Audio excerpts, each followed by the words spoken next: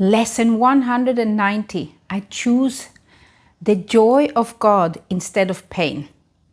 Welcome to the Qigong Support for A Course in Miracles students. I am Judith and this is the Lucid Mind Center. So how this works is, first we're going to line up. It's going to take a few minutes to align to our higher self, to our holy self.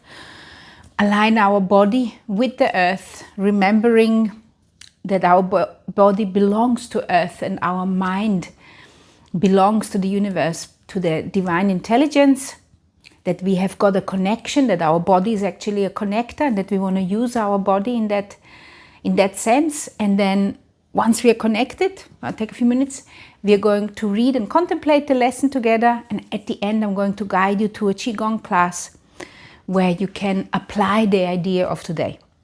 At the end, if you enjoyed it, you can subscribe to my channel and let me know how long you've been with A Course in Miracles and where you're watching from. Let's begin. Put your feet shoulder width apart, put a smile on your face, and just imagine that you're growing roots into the earth. We want to ground ourselves. We really want to feel grounded. We want to feel the gravity of the earth. We want to understand the space we are in. So just imagine that you're growing roots into the earth, and if you have got difficulties imagining, just say it. I'm growing roots into the earth. Very good. You can do that seated if you want as well, but the standing sometimes is actually more powerful than the seated one. And then we're just going to become aware of the space we are in. Start circulating your hands. And as you're circulating your hands, notice the air resistance in your palms. Resistance of the air in your palms. Notice it as well. The air swiveling in between your fingers back and forth as you're circulating. Very good. And you're probably also going to notice that there's going to begin like a soft tingling sensation in your palms and in your fingers. You're going to feel the air around your fingers, slow the circulation down. And now inhale into your fingers and exhale through the fingers. Very good. And now take this air which is all around you, this fresh air, this fresh energy. Inhale it through the nose. And now exhale it down, and imagine that you are exhaling it down, trying to push the used energy down to your feet. Very good. Inhale. And now sink your breath into your heart. Very good. Let's do one more. Inhale. Sink it into the belly. And the last one. Inhale, and now sink it down into your knees, into your feet, and into those roots which are connecting you to the center of the earth. Notice that all the way around the earth there is the atmosphere, and around the atmosphere there is the universe. And what we want to do is we want to connect also with this universe. So put your hand like sucking cups onto one of the energy fields of the earth. And now imagine that you're lifting up the earth energy, the confidence of the earth. You're lifting it up, and now you're connecting up to the heavens. You're kind of connecting to your heavenly chi, your heavenly father, to God or divine self, whatever you want to call it, universal intelligence. And then you decide, then you make the intent that you want to collect this heavenly intelligence or this holy self of yours and bring it into this awareness of yourself, bringing it down into that central channel. This is like a channel of light, you can call it, or a pole of yin-yang, a connector which is coming through the crown, coming out of your perineum and anchoring itself. If you just want to become aware of it. Inhale. Connect to this heavenly source, the joy of God, and bring this awareness down into you. Exhale down. And let's do one more. Inhale.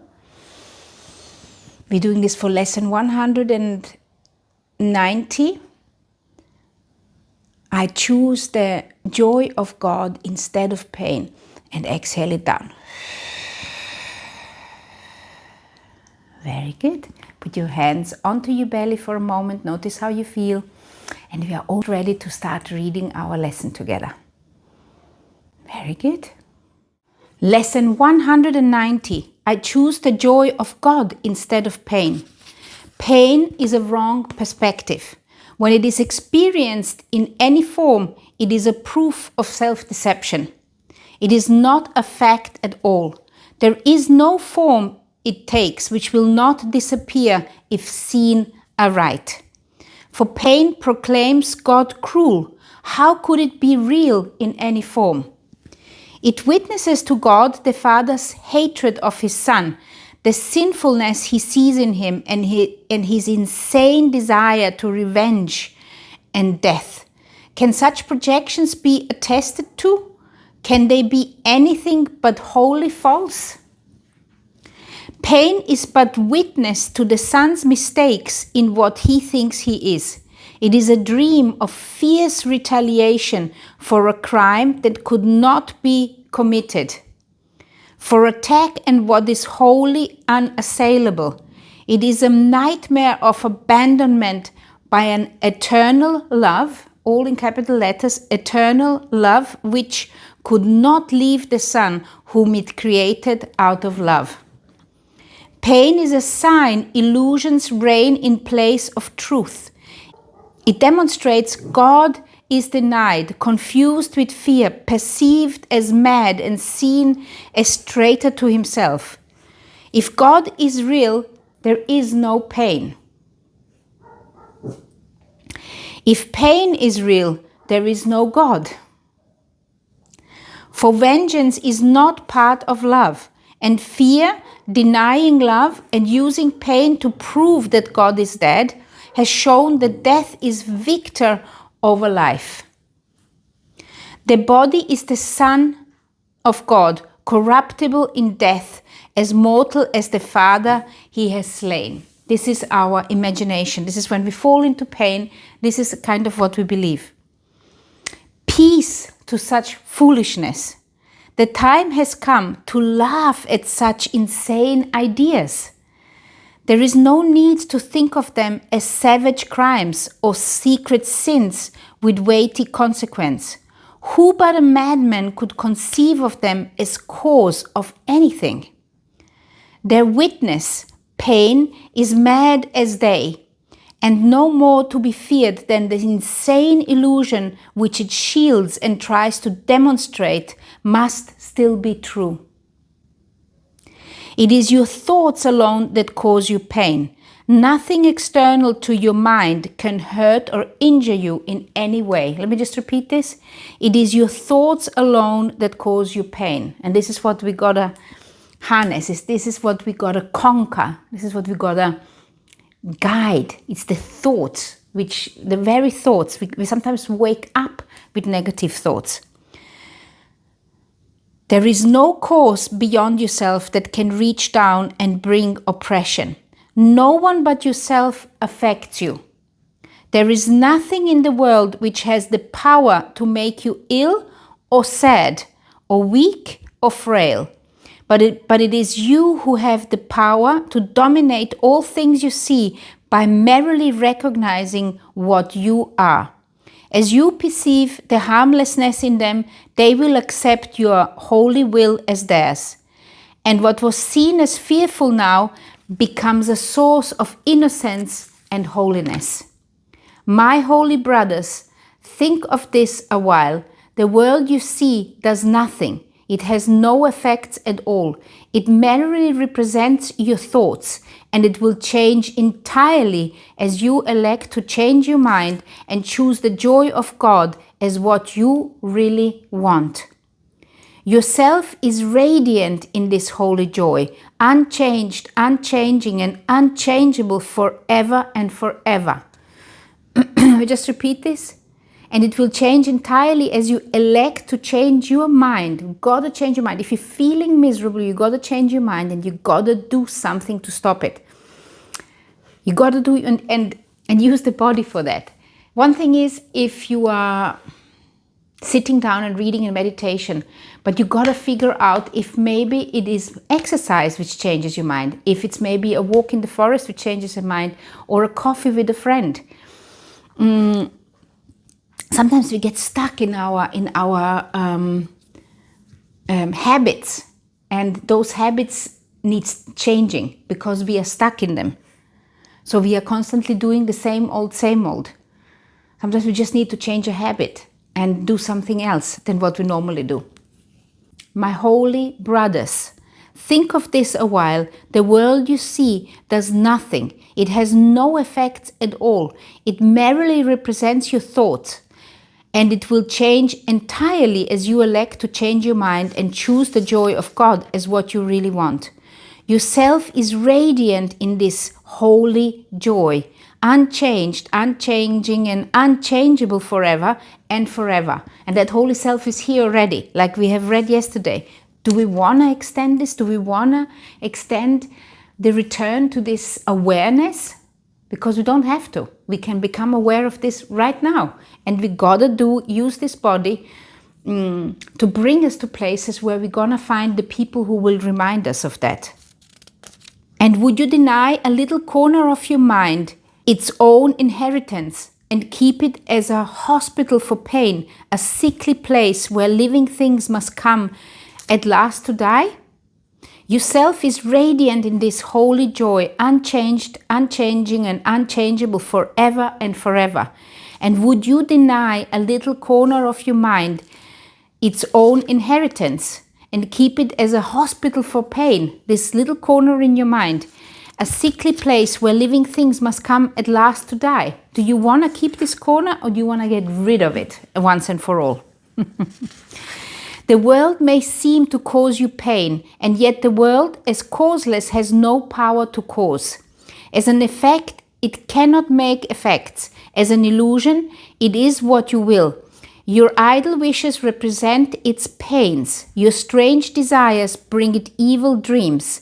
Your thoughts of death envelop it in fear, while in your kind forgiveness does it live. Pain is the thought of evil taking form and working havoc in your holy mind. Pain is the ransom you have gladly paid not to be free. In pain is God denied, the Son He loves. In pain does fear appear to triumph over love, and time replace eternity and heaven. So in pain it appears that that fear has triumphed over love, because you're feeling bad, you're feeling the anxiety inside, you feel that time is running and that this body is going to die, and you don't have enough time, so there you're replacing time with heaven. And the world becomes a cruel and bitter place where sorrow rules and little joys give way before the onslaught of the savage pain that waits to end all joy in misery. When you're coming out through the night and something has happened, you had the wrong thoughts before you went to sleep. Maybe you've been watching some crimi or something, like a thriller or something, and those minds are circling around, or maybe there's some other idea which is circling around in the night. So when you're waking up with a negative thought. I have this quite often, but it doesn't mean that my day has to be that way. If I get up and do my ceremony, do my purification practices, I go for a walk, I do my exercise, actual physical exercise, I do my Qigong, I read my affirmations, what is it that I want to experience my day, the misery goes away, and the day can turn out to be really beautiful. And it's our job as Course in Miracles students to understand that this is not something which is just us experiencing. We're all experiencing this. And it's our job, though, to figure out a way out of it. And it's not just by always just reading the Course. We are just doing this momentarily to clear out our mind. But we are doing this because once we have finished with this, we're going to practice that what we have learned. So for me, the last couple of days, I was like thinking, why am I doing this?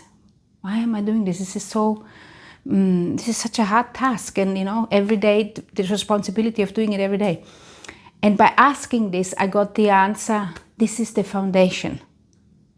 You're building the foundation. I was getting it all up, because in the beginning I just heard foundation. I was like, what do you mean by that? And then the words were reverberating in my mind. You're building the foundation. Be patient. You're building the foundation. Okay, I got the message. So now I'm just gonna have to accept it, that this is what I'm doing. I'm just building the foundation, and it's necessary for something which I cannot see at this particular moment, because I do not have the overview of the whole thing. I'm just gonna have to trust that this endeavor which I am on is the one which is meant for me. And the reason I'm telling you this is because this is for sure what is happening in your life too. If there is some kind of discomfort, it's probably because there is a distrust. You're not trusting your own path. So try it. Lay down your arms and come without defense into the quiet place where heaven's peace holds all things still at last. Lay down all thoughts of danger and of fear. And if you cannot do this, if you have got the thoughts of fear and danger in you, it's not going to help you to go in meditation. What you got to do is you got to engage the body. You got to have to make that body tired. And with it, the mind. The mind has to be busy with the body, the ego mind. The more you move your body, the more your mind is going to engage with your body, the ego mind. And then you can lay down. Then you can sit down and relax. And that's why yoga is so effective. Actual yoga where you are using your body, where you have to hold balance, where you have to breathe, where you have to push, where you start sweating. Because it pushes down, it engages the ego mind. Because you are the one who is in control, not your ego mind. Lay down your arms and come without defense into the quiet place where heaven's peace holds all things still at last. Lay down all thoughts of danger and of fear. Let no attack enter with you. Lay down the cruel sword of judgment that you hold against your throat, against your own throat, and put aside the withering assaults with which you seek to hide your holiness.